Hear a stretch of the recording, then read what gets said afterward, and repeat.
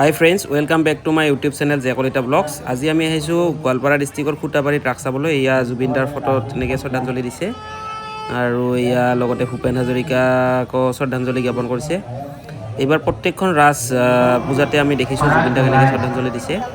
আৰু এয়া হৈছে মেইন মণ্ডপ, য'ত ৰাধা কৃষ্ণৰ মূৰ্তি ৰাখিছে, ইয়াতে সেৱা কৰিব লাগে। আৰু খুটাবাৰীৰ এক বিশেষ আকৰ্ষণ হৈছে কি, ইয়াত মানৱ প্ৰতিমা, মানুহে ইয়াতে বিভিন্ন ধৰণৰ কলা কৌশল প্ৰদৰ্শন কৰে। এয়া এক বিশেষ আকৰ্ষণ খুটাবাৰী ৰাসৰ গোৱালপাৰা জিলাৰ। গতিকে আপোনালোকে চাওকচোন ভিডিঅ'টো, আৰু বহুত কিবা কিবি বনাইছে ইয়াত, চক্ৰবেহু বনাইছে। আমি আহিলোঁ, খুব ভাল লাগিল চাই। এয়া চাওকচোন, এনেকৈ মাছ হৈছে, সাপ হৈছে, তাৰপিছত শ্ৰীকৃষ্ণৰ ৰাসলীলা ইয়াতে ধুনীয়াকৈ নৃত্যৰ দ্বাৰা প্ৰদৰ্শন কৰিছে। এয়া সাপ,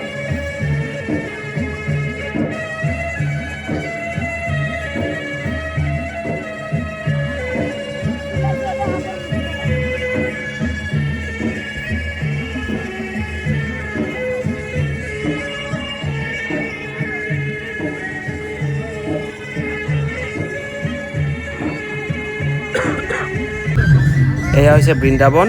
আৰু ইয়াত এনেকৈ শিশুসকলে ধুনীয়াকৈ কৃষ্ণ হৈছে, ৰাধা হৈছে, নৃত্য কৰিছে, বৃন্দাবনৰ ৰাসলীলা দেখুৱাইছে। খুব এক আটক ধুনীয়া পৰিৱেশ ইয়াত, খুব ভাল লাগিছে।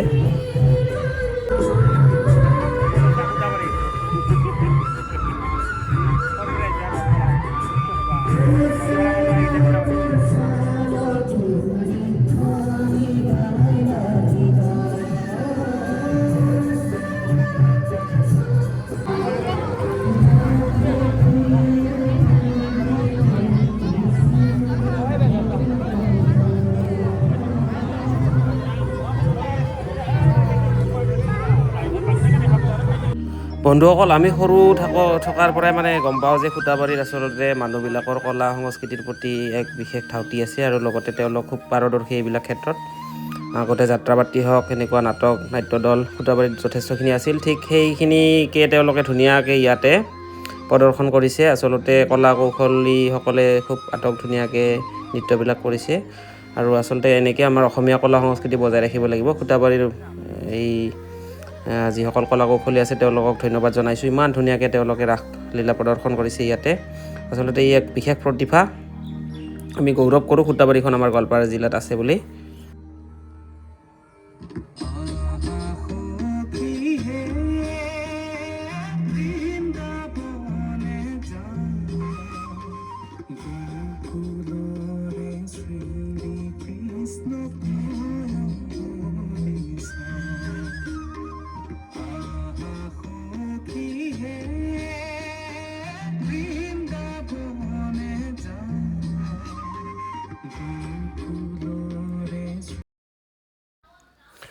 বন্ধুসকল, এইটো খুটাবাৰীত আচৰিত বস্তু বনাইছে, চক্ৰবেহু। ইয়াত তাৰমানে এটা ৰাস্তা দি সোমাই যাব লাগে, তাৰপিছত ওলোৱা ৰাস্তাটো বিচাৰি পোৱা নাযায়, তাতে ঘূৰি থাকিব লাগে। এক আচৰিত বস্তু বনাইছে।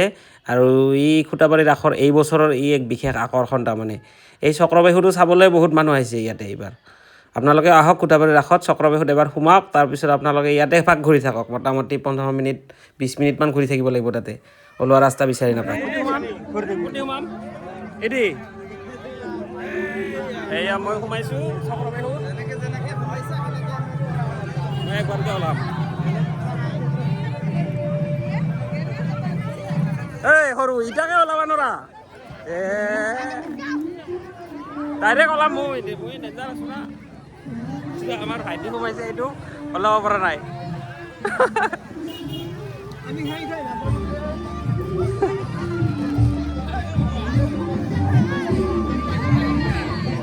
হে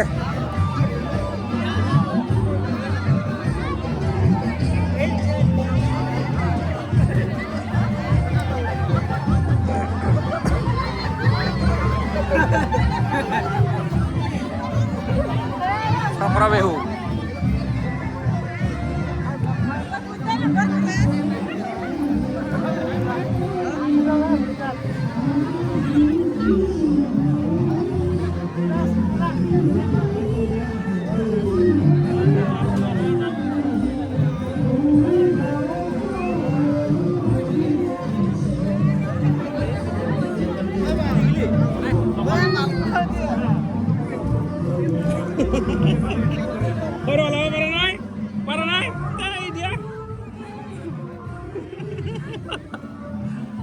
ভিগু ওলাব পৰা নাই কিমান টাইম হ'ল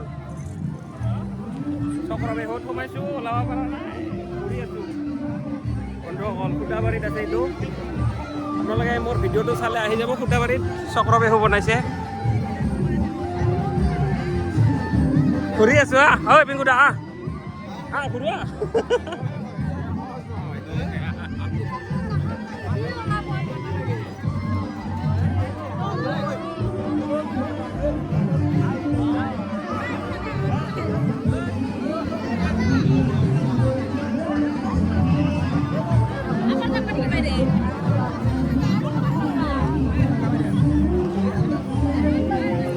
আৰু ওলাব পৰা নাই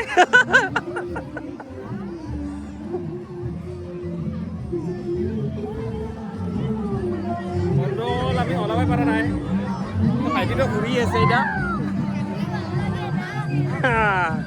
ৰ এইবাৰ ওলাম মাথা মাৰিব লাগিব নহয় এই ৰ এতিয়া না এতিয়া ৰাস্তাত যাব লাগিব হা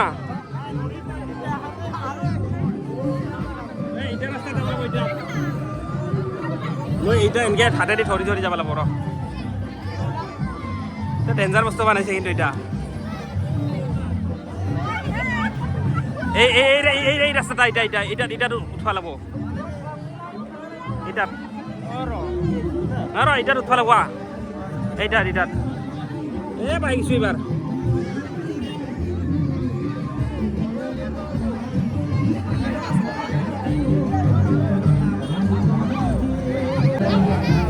চক্ৰ বিহুত সোমাইছোঁ ভাইটি আৰু মই ওলাব পৰা নাই মোটামুটি 10 মিনিটমান ঘূৰি আছোঁ তোৰ কিমান টাইম লাগিল আৰু 5-7 মিনিটমান লাগি গ'ল মহাভাৰতত আছিল চক্ৰ বিহু মহাভাৰতত আছিল অভিমন্যুই জানছিল সোমোৱা এটা ওলাব পৰা নাছিলে আমাৰো একেই অৱস্থা ওলাইছোঁ এয়াই এই বাছ ওলাইছোঁ এই টেনশ্যন নাই ওলাইছোঁ বঢ়িয়া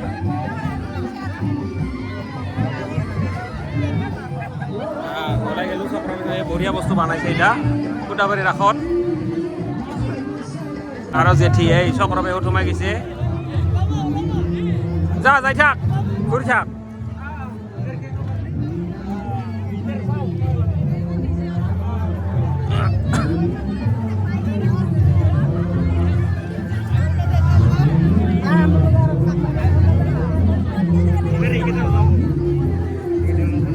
এটা কাই বানাইছে আপনি বানাইছে নেকি আপনি বানাইছে হ্যাঁ অভিজিৎ দাস বঢ়িয়া বস্তু বানাইছে আপুনি মহাভাৰতৰ নলেজ আছে তাৰমানে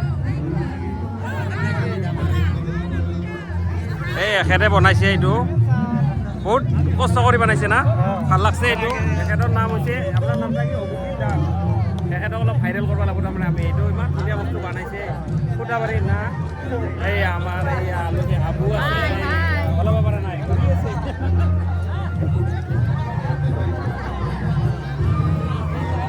এটা তাৰমানে আপুনি ফাৰ্ষ্ট টাইম বনাইছে এইবাৰ খুটাবাৰীৰ এই অভিজিৎ দাস এইটো নাই এইটো অসমৰ কথা নাই আহিব পাৰে খুটাবাৰীত চক্ৰ বিহু এটি যা ঘুৰি থাক না পাবি যা তুই এটি যাই থাক